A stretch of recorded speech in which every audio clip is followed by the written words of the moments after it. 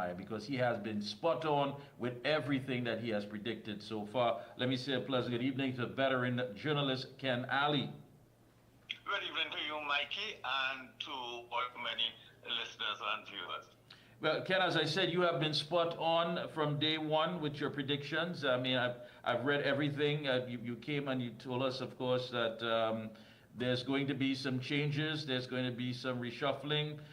There's going to be some individuals who will be out, and some, of course, will be promoted, and that we've seen. And of course, today the date has been set. The bell has been rung. But what are we looking at? We're also hearing in the background some talk about a constitutional crisis. Have you picked up anything on that? Yes, well, there has been that talk about a constitutional crisis. There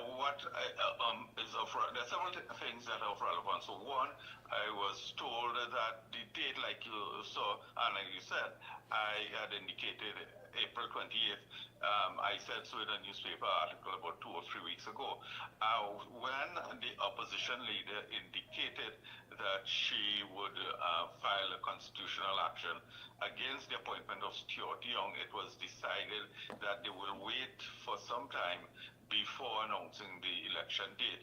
Now, as you know, under the Constitution, the government, the Prime Minister must announce a date and give 35 days notice. He's still within that period. I think it's 40 or 41 days. Right. They anticipated, the PNM top brass anticipated or looked out to see if the opposition leader will file action. And she did not do that. She did not indicate anything at the Monday night meeting and so on. So in light of all of that, he went ahead and he named the date. But he had, along with Dr. Rowley, planned a series of dates, and they had sort of reverse engineered the date April 28th, which they were always looking at a sort of early date in the scheme of things for various reasons. And also, if you follow the PNM history, whenever they launch their candidates at Woodford Square, Dr. Williams and successive leaders would name the election date within the 35-day proviso as soon as possible. So they were quite predictable also in what they did. Let me just read some of the comments. Well, the comments that were sent by the opposition leader as far as calling of the general election. It says that Young hurriedly called the date to preempt the UNC legal action that was coming regarding his illegitimate and illegal anointing as Prime Minister. Young and the PNM fully well knew that his appointment is illegal and unconstitutional. His appointment would have been shown to be unconstitutional in the courts, and he would then be forced to face a PNM internal election before the general election. Penny would have decimated him in any internal election, and the PNM financiers Baku would have been put down. She said the UNC is ready and we will do what PNM MPs failed to do, which is to protect our country from being gifted to a selfish select group of Young's financiers. Yes, well, he may well have preempted it by his action because it's a fact there's a lot of dissension within the PNM. And that's a clear fact. In fact, I've written also that there is talk of a likely palace coup after the election if the PNM wins against Stuart Young. Now, the PNM's culture is to show a united face. But under that mask, there is a lot of unhappiness, a lot of dissension. And so we have to wait and see if the PNM were to pull through in the election, whether Stuart Young could survive as political leader of the PNM. And I think that will be a real issue moving forward if they're defeated at the polls. I agree with you, but when you go back to what was said yesterday by Stuart Young, he said that he wanted to open a new chapter in national security and in finance with the reshuffle of both Fitzgerald Hines and Com Imbert. And he says that I think one of the things we are looking to do now is to open a new chapter, and what you are going to see is a lot of different things happening built on a solid platform. Does he have the time to even lay that out? I mean, you just said, of course, it's going to be cosmetic. They're going to rally around their leader. They're going to say, listen, we have to win this thing. We have to unite. But does he really and truly have the time to put this together, to present something that is going to let the electorate feel as though it is on solid ground? Well, the short answer is no. But what he said, I read that. That is typical public relations and political speak by the Prime Minister. Now, as I had also written, the PNM has been doing surveys. One of the major financiers has been doing surveys on their behalf, and they found that the three most unpopular government ministers were the Attorney General, who got a 3 months, who fortunately got a 3 month stint of the islands. The Finance Minister, meaning Mr. Imbert, he was highly unpopular, and the Privy Council ruling on the Auditor General issue was a further nail in his political coffin. And of course, everybody knows that Fitzgerald Hines wasn't popular. So the new Prime Minister felt that he needed to offload them as a message to the electorate that if he wins, they're not coming to run those respective ministries. So that's really what it was, essentially what it was. Vishnu Dhanpal has always been he's always been a PNM. He's always been liked. He was by the PNM. He was liked by Patrick Manning. He was a PS under Manning. He was liked by Dr. Rowley. In fact, he also served under the Kamala Prasad Bisesa administration as a permanent secretary. Yeah. Yeah. So, they tapped him, they brought him back from London, where he was the High Commissioner. Very notably, Mickie, he was not able to do anything to forestall this heavy visa requirement that has now been imposed on Trinidadians traveling to London. He said it came as a shock. He said it came out from nowhere, but then we're hearing that there were discussions taking place. And then you had, of course, the Dr. Rowley, the political leader, not prime, but political leader of the PNM, saying that he doesn't understand what it is that I could say the UK ambassador was telling the High Commissioner or the authorities in England. What exchange of communication there was, because things are a bit cloudy. On one hand, you're hearing that this has been going on for quite a while, and others weighing in and saying that we knew about it, it was a developing issue, but yet still we're hearing that it came like a thief in the night out of nowhere. No, I am not personally, let me tell you why though. First, let me also indicate that I'm not justifying what the British have done, but it's not correct to say that they did not hold discussion. They did. At the diplomatic level, they held discussions with Trinidad and Tobago representatives. That's a fact. So we ought to have known something was going to take place. That's the first point. The second thing is that the number of people seeking asylum rose from 49 to 439, or a ninefold, almost tenfold increase. In real terms, that would be a small number, but per capita, that was a large number. Like I said, I'm not justifying what they did, but the reality is that there were more and more people. And Mickie, a lot of people are trying to flee Trinidad and Tobago because of the state of the country. Dr. Rowley, in his speech at Woodford Square on Sunday, alluded to the fact that a number of people had fled in the 1980s when things were hard, when we had gone to the IMF and so on. An entire village in Pinal sought refugee status in Canada. So maybe the British authorities were seeking to forestall and prevent something like that happening, because there's a lot of anguish in this country. Apart from the crime situation, a lot of small businesses have shut down, and a lot of people feel a sense of hopelessness about the state of the country, a lot of people throughout the country. So maybe the British, who continue to gather intelligence on their countries, and the Prime Minister, Dr. Rowley said it correctly on Sunday when he said they gather information and they make reports every single day. So in their estimation, this was a serious matter that on the basis of which they felt they should introduce the visa. But it is not correct to say that they had not indicated to the authorities in Trinidad and Tobago they had not been holding discussions. They had held discussions over a long period of time. Yeah, but Ken, even when you look at it, I mean, it seems that all developed nations are either campaigning or making immigration the major issue. That we're seeing that, and it seems as though they're ostracizing us for the reasons that we are not dealing with the issues of social ills, which is crime and the economy, what have you. But anyone, I think anyone could have seen that immigration is the main political, in the spotlight when it comes to the issues that many countries are going on the election campaign trail with. Well, very interestingly, just last week, the the U.S.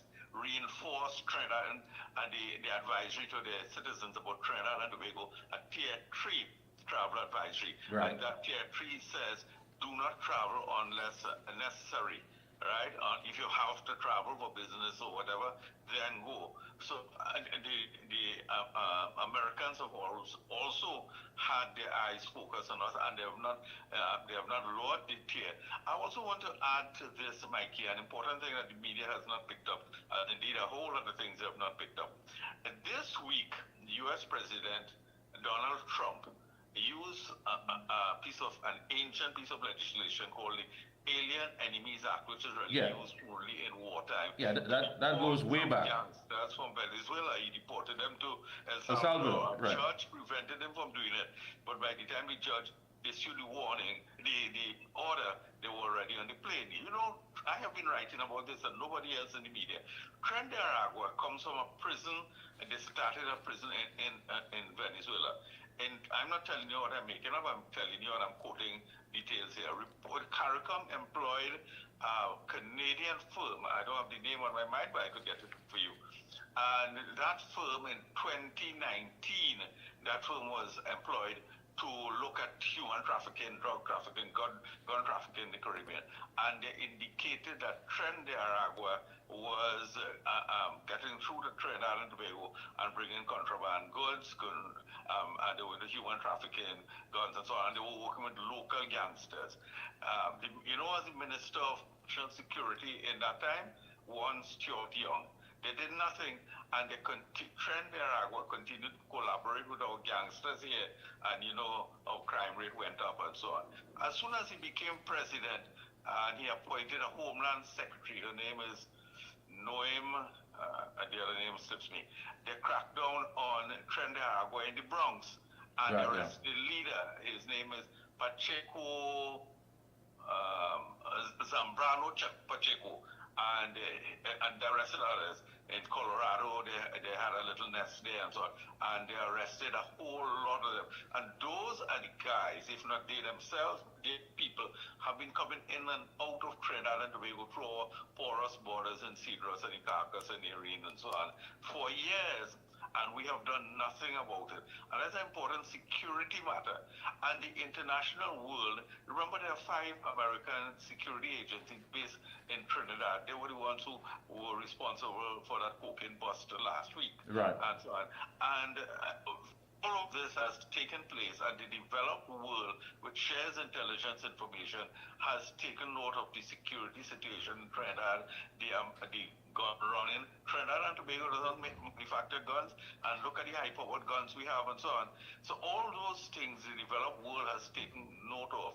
The British, the American, the and so on. And all those are factors that impact their decision, their intelligence gathering and their decision making.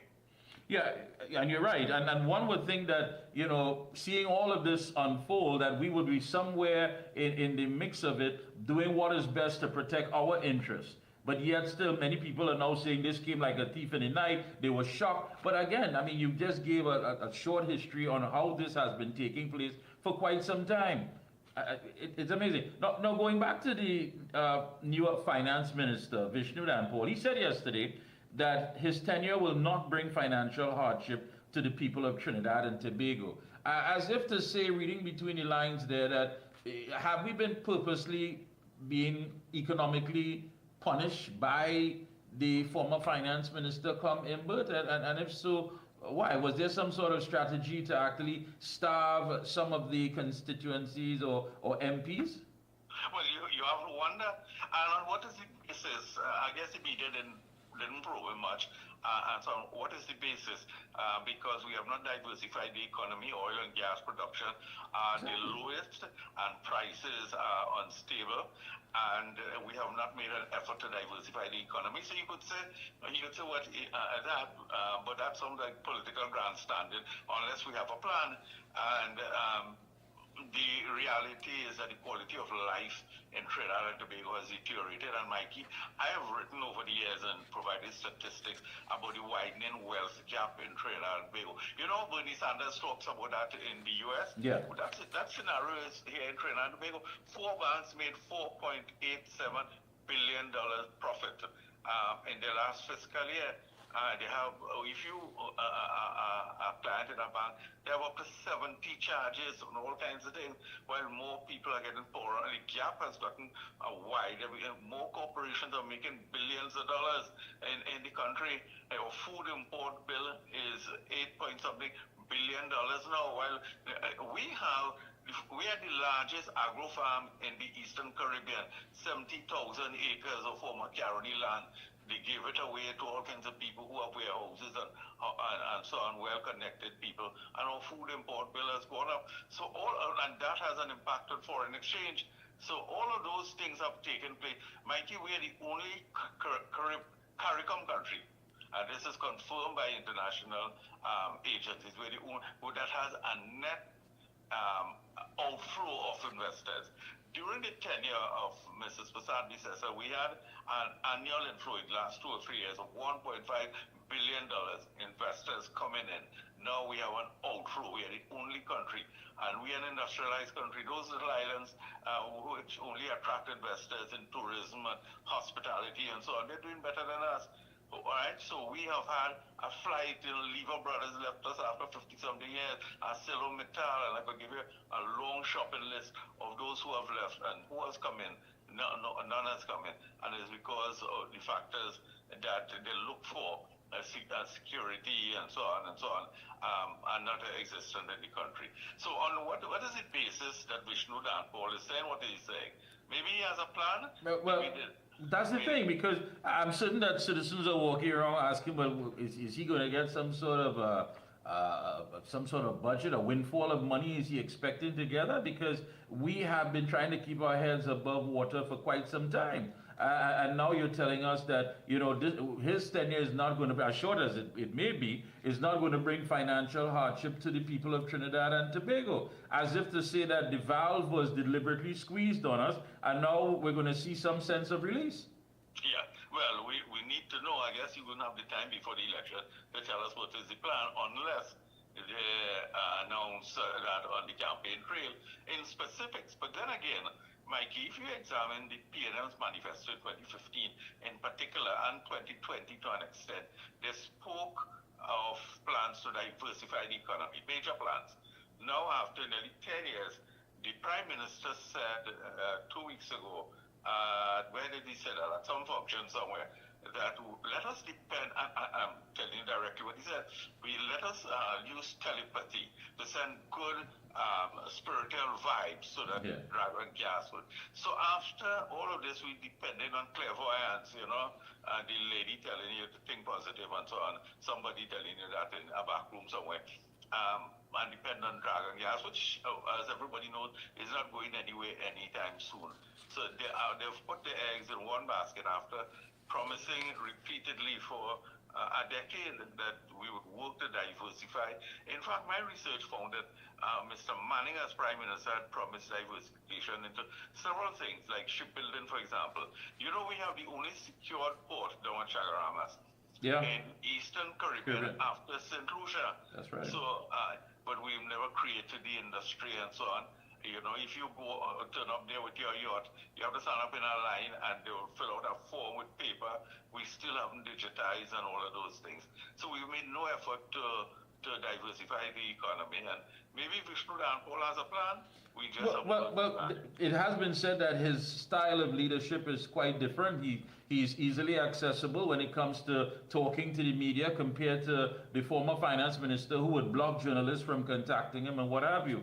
So, which is a big difference. But let's look at the core issue here of the election and what needs to play out in order for perhaps the UNC to get that sort of traction and that political leverage. Well, many people are walking around asking questions and saying, listen, if this is being announced today, why didn't Rowley just simply announce it before he left? Here it is, you're talking about a new chapter on Monday, and then on Tuesday you call the date. Is this something that the UNC needs to play up and try to fill those gaps and try to bring about a plain picture as to why it is we're going through this crisis currently? Yes, I think so. The short answer to your question, I think so. Why didn't Dr. Rowley make the announcement? Is it because he realized that his image was so tattered and he didn't want to be the one to lead the charge into the election? Maybe it's that. Maybe it's a result of the internal poll that said things about him and so on and so forth.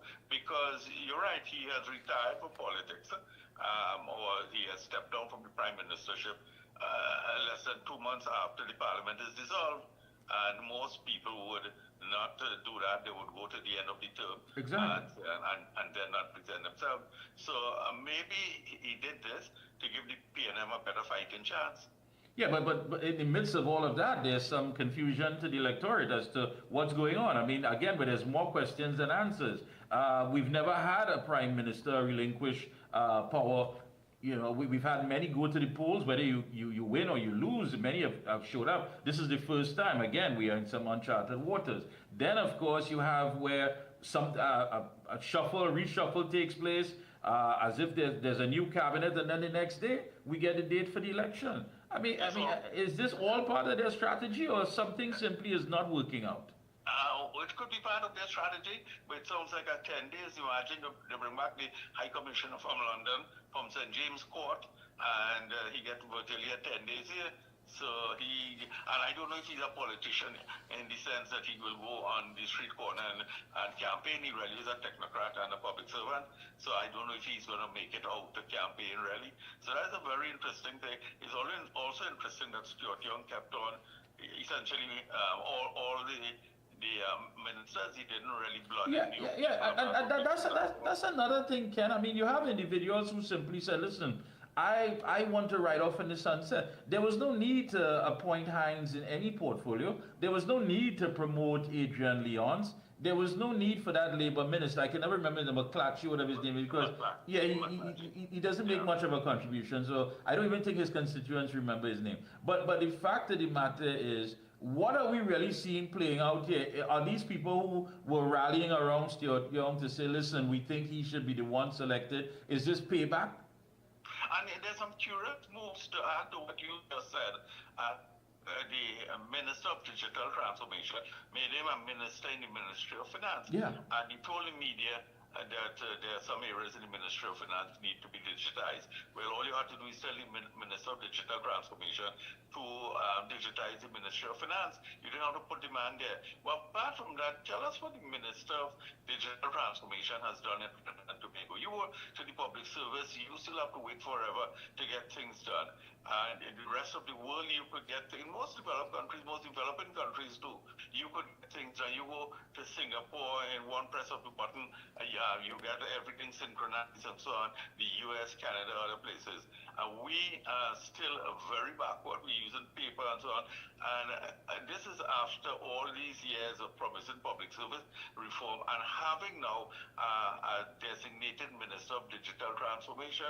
In what area of public affairs, or what areas are digitized in Trinidad and Tobago, fully digitized? Yeah. If you apply, for example, let me give you one example. If you apply in the energy sector, there are several forms you have to fill out, and literal forms. And Mikey, you can't do 5 things at the same time, you have to fill out one form, and then it has to go to another after it's completed. So there's several things you have to do, and that process takes forever. And that is why our ease of doing business, we are 105th in the world. A businessman is coming in here, apart from taking 3 months to get an TNTech connection and so on. The whole thing about registering a business in Trinidad and Tobago, it's forever, and we've done nothing about those things. All right. Any closing comments? Go right ahead. I think the election would be a very close one. All eyes would be on Stuart Robert Young, I listened to his speech or speeches. I think he must start with a speechwriter. I don't think he had laid out a vision really, except to talk about unity among the diverse society. Well, everybody's been talking about that since Rick Williams' days. I would like to hear what he has to say really about how he's going to take Trinidad out of our two major pitfalls. One is crime and the economic crisis in which we are in. So, Mikey, I think it's going to be a very close election, and we should put on our seatbelts and be prepared for it. Thank you so much again. Always good to have you on. Keep up the good work. Keep up the great writing, and we'll be checking in with you periodically. Thank you so much. Thank you very much, Mikey. All right. Folks, we're going to take a very short break. When we come back, we speak to former Government Minister Jack Warner right here on The Observer. We'll be right back. For all top quality and affordable hardware supplies, no one beats Midland Hardware, located number 97 Eastern Main Road, Arouca. Midland stocks the #1 brands in hand tools, garden tools, water taps, power washers, generators, water pumps, kitchen and bathroom faucets, along with face basins and toilet sets, blocks, lumber, steel, sand, gravel and topsoil. Also check out Midland for steel windows and assorted designs of metal curtain rods. Everything for home and business projects. Payments via links, credit cards, online payments, or cash on delivery. WhatsApp 327-7761 or call 646-2144. Open every day from 8 a.m. From foundation to finish, it's all at Midland. The Excel brand delivers quality service. I would recommend Omega Excel to everyone. Take care of yourself, take care of your health with Omega Excel. If Omega Excel works for me, it will work for you. Over a period of time, I started feeling stronger in my knees where I could add more pressure. When you say TNT's construction boss, then there's only one company, Lacroix Construction Services Limited, specializing in general construction, industrial maintenance, manpower resources, transportation and lifting, and equipment rental, excavators, bulldozers, dump trucks, lighting systems, and everything for your project. We have affordable prices. Call now 267-0000 or 431-0012. Lacroix Construction Services Limited, TNT's construction boss. Hey, we are back, folks, and we have him on air. Yes, he's going to weigh in on this. Former Government Minister Jack Warner. Pleasant good evening, sir. Good evening to you, Mikey. Yes, I know you've had quite a long day. I know you just came from your walkabout. Tell us how is that going? It was a massive walk in the Arouca Lupino constituency. We had about 30, 40 people in the walkabout. We visited 616 homes. We left our banners, our bios, our cards. The candidate met everybody, and we, of course, are very proud of today's success. Then we had a prayer after the walk and delivered some meals to the supporters. Yeah, as a matter of fact, last week I did interview Dr. Natalie Chaitan Maharaj, and I must tell you, she was like a breath of fresh air, very energetic and very down to earth, very humble. I mean, working with someone like that and presenting her to you. And very bright. And very bright. How is it working with someone like that, you know, on the campaign trail? I am happy about her enthusiasm and willingness to succeed. She has said to me that her mission was to become a doctor to save lives, and today her mission come. If you need to stay just one place because you're breaking up a bit.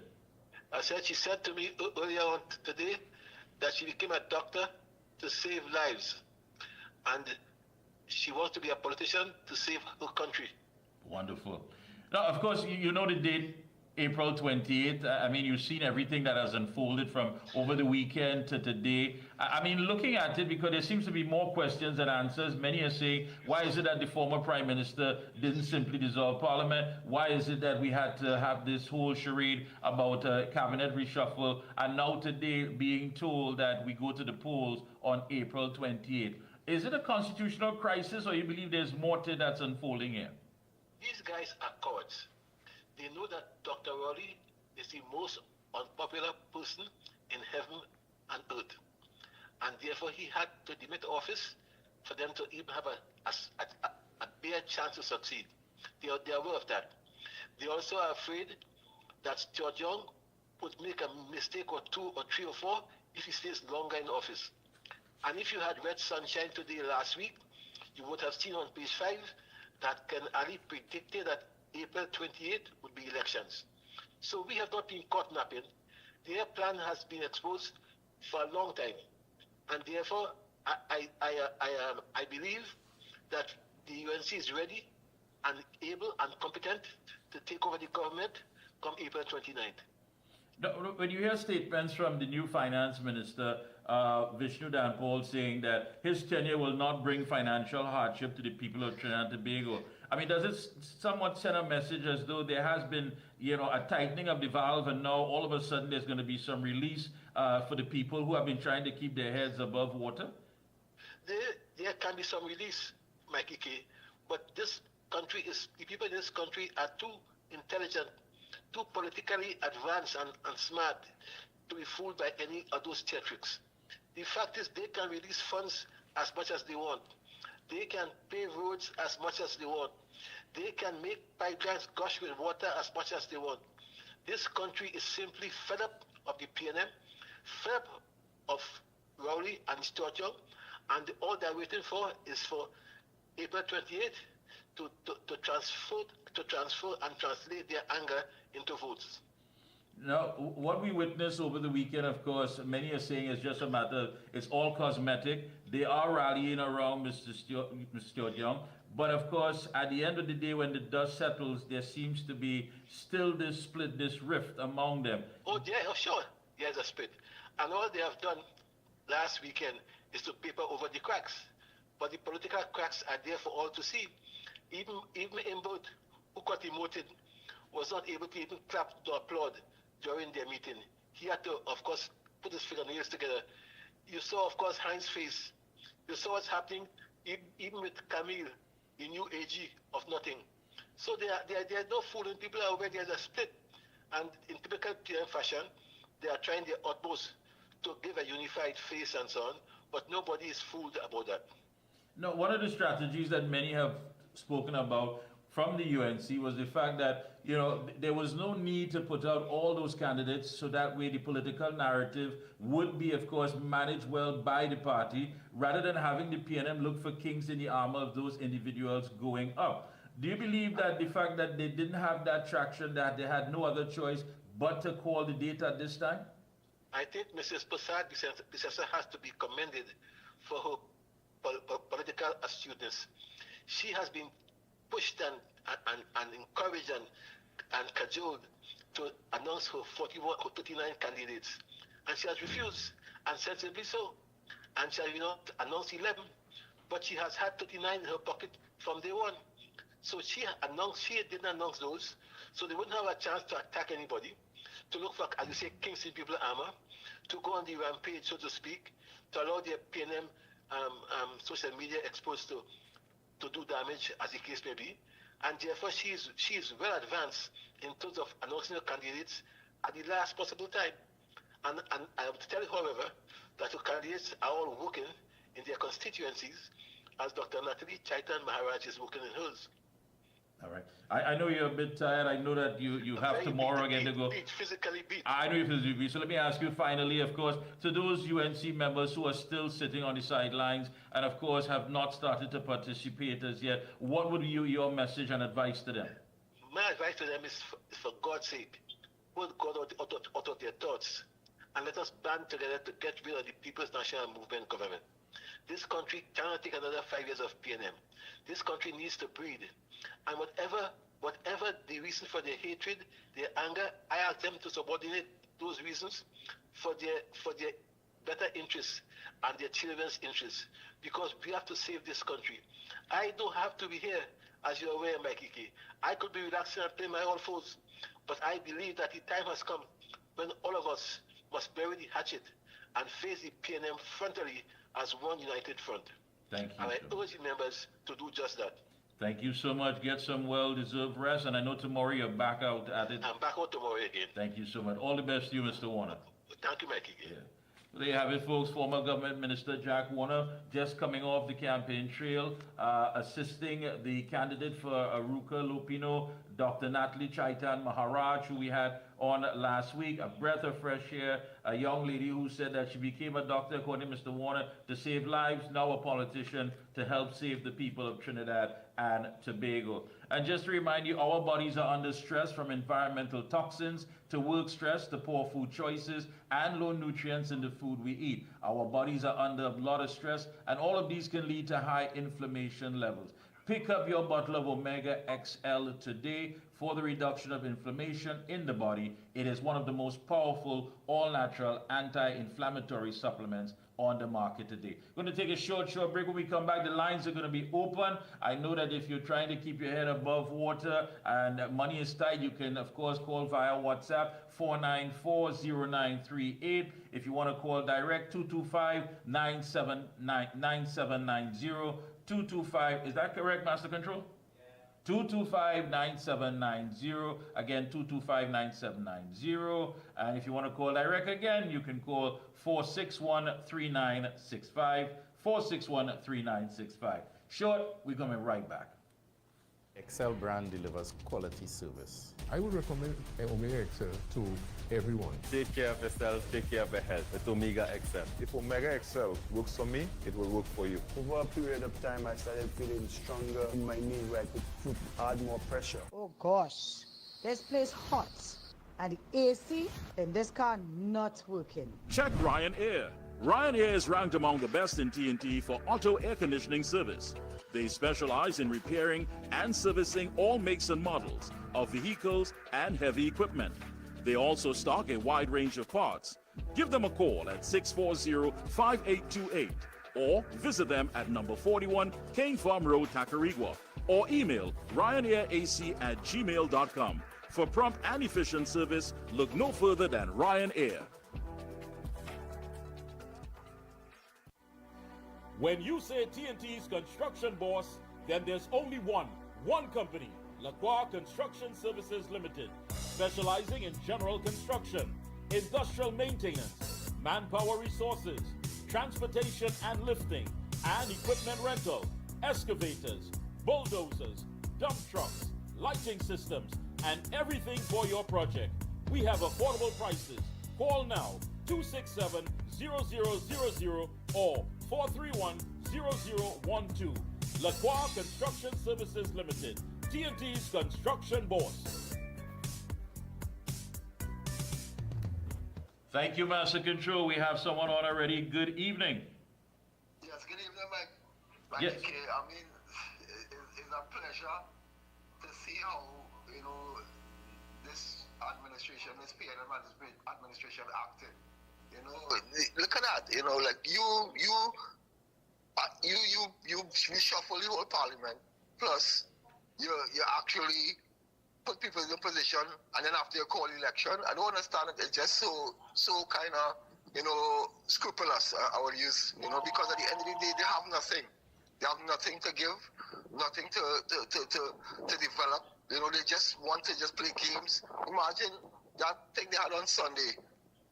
The amount of money they spent to have that on Sunday there, I mean, come on, taxpayers' money going down the drain.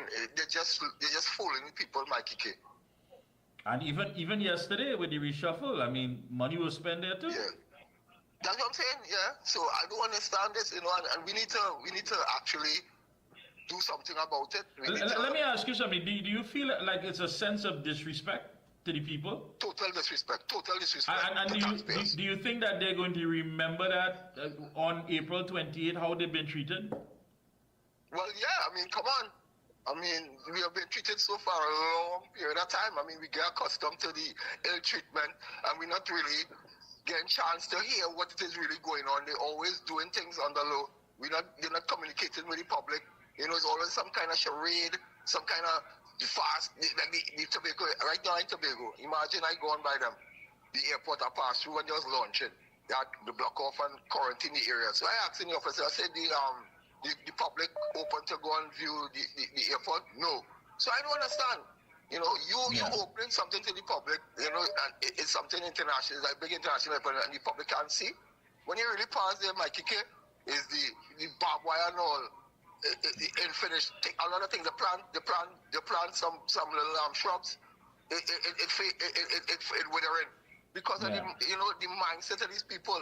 They have, it's like a negative kind of vibration all over, because why? They're not seeking to please anybody but themselves and the financiers, And but just they have a great program. Thanks a lot, Great man. program. Appreciate that. Have a blessed day. Thank you. Yes, Tunapuna. Okay, had him on there, thing there. All right. Ooh, we have. Good evening. Good evening. Good evening. Good evening, Mikey. Hey, how are you? I'm okay. Are you hearing me properly? Loud and clear. Loud and clear. Right. What is your mic, Tunapuna? Just now to the. Go ahead, Miss. Go ahead. He's on hold. Go ahead. Go ahead, Mike. Yeah. Okay. Mikey, they really take us a bunch of fools in this country. You want to tell me what was your reason for making Stuart Young a prime minister for one day, one single day, spend so much money in swearing in, because money had to be spent, Mikey, right? And reshuffling a cabinet and all this kind of thing, giving these new set of people hope, and then today you come and you dissolve parliament and call the election. Now, I am glad that you can call it. I am glad, because that's what we have been waiting for. But something is amiss, Mikey, right? Is it because you wanted Stuart Young to get that prime minister's salary? Just at him, plus he worked so hard today. He deserved that $80-something thousand a month. They really take us for fools, and I am appealing to the people out here. Do not be fooled by what it is the PNM coming with. Remember all what they did to us for this last 10 years, and vote them out of office. They don't deserve to be there, Mikey. They suffered us enough, and they have to go. They have to go from there. Thanks a lot, Mikey, and have a good night. Appreciate that. All right, the lines are open. Once again, the lines are open. Yeah, again, you can call via WhatsApp 4940938, and of course, you can call the other number. Go ahead, Tunapuna. Thank you so much for holding. Go ahead. Yes, Mikey. Good night, brother. Good night.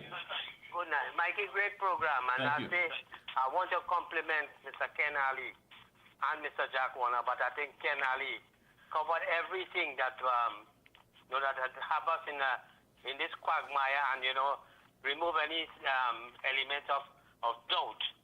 Now, I want to say this to Mikey. Today, my MP, Khadija Amin, was home by me when walking the streets then, and meeting the residents and whatnot, I think. And I also want to say, on Thursday, she will be having her meeting at Mahvir's supermarket, that's across the bus route on Paget Main Road. Right, on Thursday. So I'm making that announcement on her behalf, and I'm appealing to the constituents to come out and support her. Now, Mikey, let me get to the main gist of my contribution. This fella they call Dan Paul, I don't believe him, I don't trust him. And he seems to be a clone of Imbot, because why? You want to tell me you was the High Commissioner in England, and you hadn't a clue what was going on with this visa matter and whatnot and thing, and you never raised a red flag or discussed anything for him to inform the country. You stayed quiet. It is the same man who they put to negotiate the sale of Petrotrin with this corrupt company from Nigeria.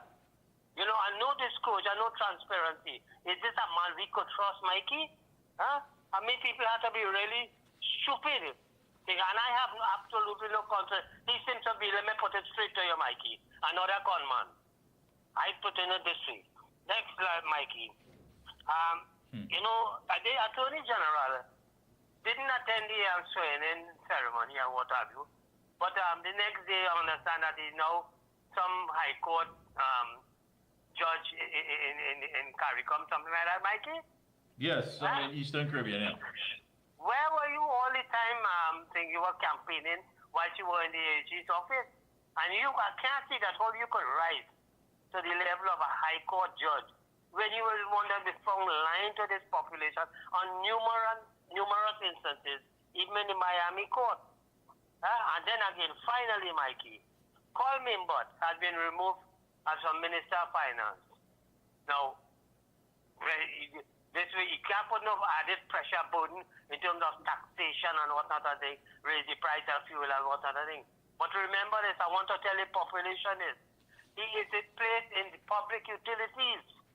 And public utilities, and you're seeing and you're watching what's going on with the RIC, with the deliberation of wanting to raise the rates and what have you. And by him going into the Ministry of Public Utilities, expected very soon, well, now that the election call, we don't know what could be the outcome. But water rate, telephone rate, electricity rate will be one of the hastened things to raise increases, because this is a way that he could generate revenue to this country. You understand? So I am warning the population, please people, be very conscious, be very civic-minded. You listen to Mr. Warner, listen to Ken Ali. We have to forget our differences. And as you rightfully say, we have a country to save, my friend. Thank you, my friend. Okay, brother. Hey, let me say good evening to Malcolm X. Malcolm X is on. Hey, Mighty K, my brother. Hey, go ahead. I'm so proud of you. It's people like you, so Mikey, I looking forward in the new government to educate we people and to help we people. Because leadership is something we, either African, wherever you want to call, we lack a leadership. And we need people like you that will bring these kind of facts and reality. Now, Mikey, you know why I find this graceful? All the time, Leon was a junior minister. Yeah. A black, powerful man. His constituency is well pleased with him. You hearing me, Mikey? Loud and clear. Right. The constituency of Mova, people talk how he's very helpful, he's polite, he's a good representative. But you ain't put him as a minister. You have wages there where God alone know what she was doing to help who? Sheself. But you come now and you make Leons, the man say he ain't going back because he know why. Yeah. And I keep telling all of that on the ground report. Leons know why he say he ain't going back because he's not like to me he a man with principle. He don't lick. I don't want to use the right word, but he don't lick. And like he is one say he's not going back because of the wrong he see and the oppression, what they're doing to his people in this country. You get a man minister. Listen, I feel so good when I hear the man come minister that he go try and help the people more. For one day we can't help nobody, and then you still come in and tell me Mova people and Lavanti people going back and vote for he like how they vote for Gerard Hines when he lost in Mova. They didn't want him. They put him in Lavanti and he win. What happened to we people? We had to wake up and see this thing bigger than we, you know. Mikey, and here why I don't like this government for it. This Rowley administration with Stuart Young and them, you know why I don't like? Chinatown. Then the next thing, all them groceries, all them playway machine, 35 to 1 and all these things. And you know, if a little child go with a donation, she buy any Chinese place, they don't make no kind of contribution. They don't donate nothing. They don't take part with nothing to only take and want. And God alone know where the money going. It ain't investing in Trinidad. The Chinese Association now is who calling the shot after the 1%. Tell me, what my people waiting to see? Chain back on we foot and we gain whip to clean canal with CPEP and ULP. That is where we looking to put ourselves back in. One man don't tell me about coal pot and bicycle already, and all is still telling me about Stuart Young. Stuart Young gone there now because here we have the Chinese Association go back here. The 1% and them done get rich and more rich. The Indian people work hard, that they making we feel them is we enemy. Don't support them.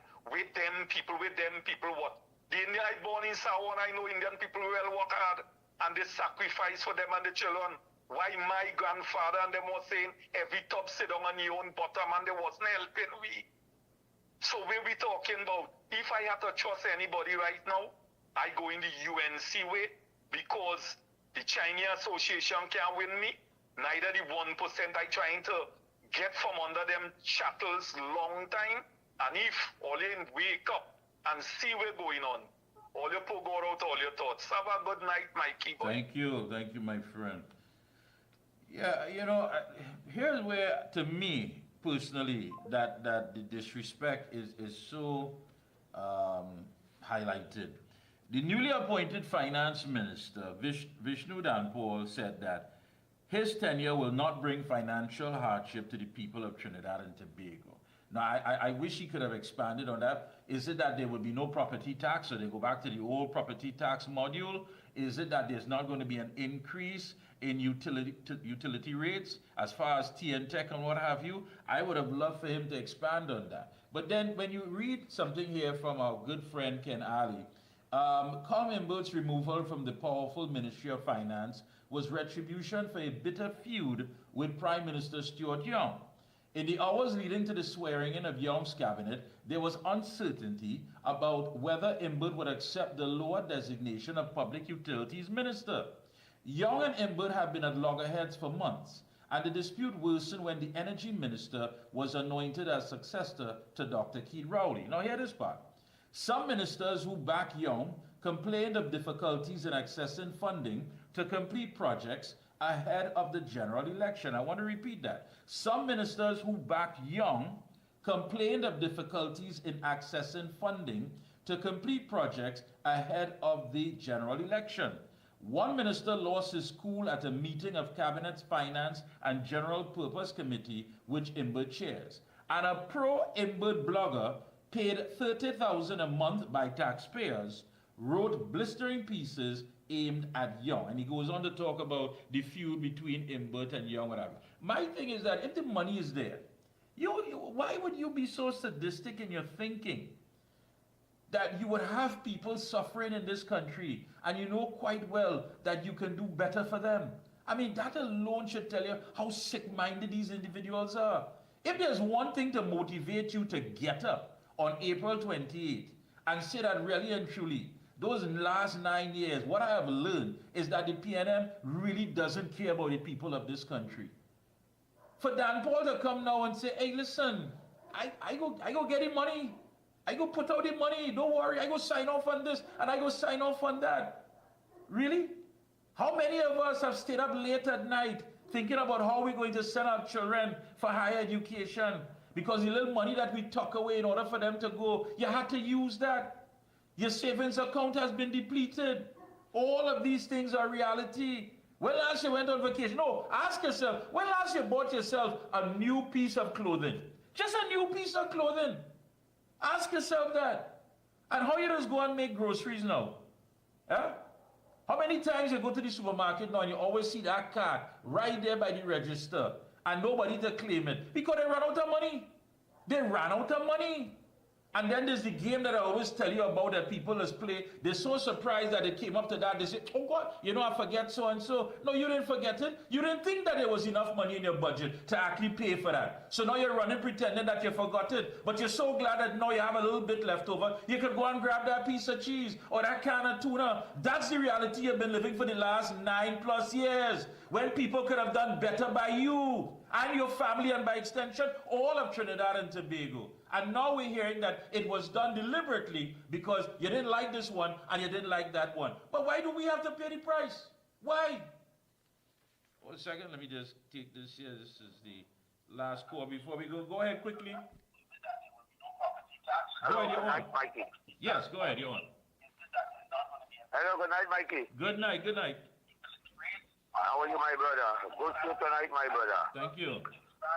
What we ask for, we get it, boy. Yeah, I guess so. Blessings to you, my brother. Well, on the 28th, make that difference. On the 28th, make that difference, please. Yes, Mr. Lennox, who's talking to you? Yeah, I know it is short, man, I know. Boy, your prayers work, boy. Your prayers work for the 28th, boy. All right. You come back on after? Yeah, no, I gotta wrap things up, but tomorrow night, I will be here tomorrow evening. You're going on tonight? I am on tonight. You're live. I'm on the show tonight. Oh, you're on the show tonight? Yes, I have you on live. Okay, my brother. All the All best right, in the thanks a studio. lot. Appreciate that. All right. That was short, man. Always there to support. Just make sure to do the right thing. Folks, that brings us to the end of our program, but I hope you understand exactly where these people were going and their mindset. You know, so all those months that you have been suffering, some of you have gotten to the point where you've worried so much. You have kidney problems, high blood pressure, diabetes. They didn't care whether you died. They were all playing a game. That's what they were doing. I didn't like this one, so I hold back money. I don't like this one. And who had to pay the price? Who? Hey, the action has started. We've observed everything for the last 9 years, and now the action has started. Until tomorrow, we'll be back 7 p.m., God willing, right here on Guile the TV. Of course, streaming on Workers' Rights Platform, Real Media, TT, Tigo, Facebook, YouTube. Until then, be safe, folks. We have a lot of work to do. Take care.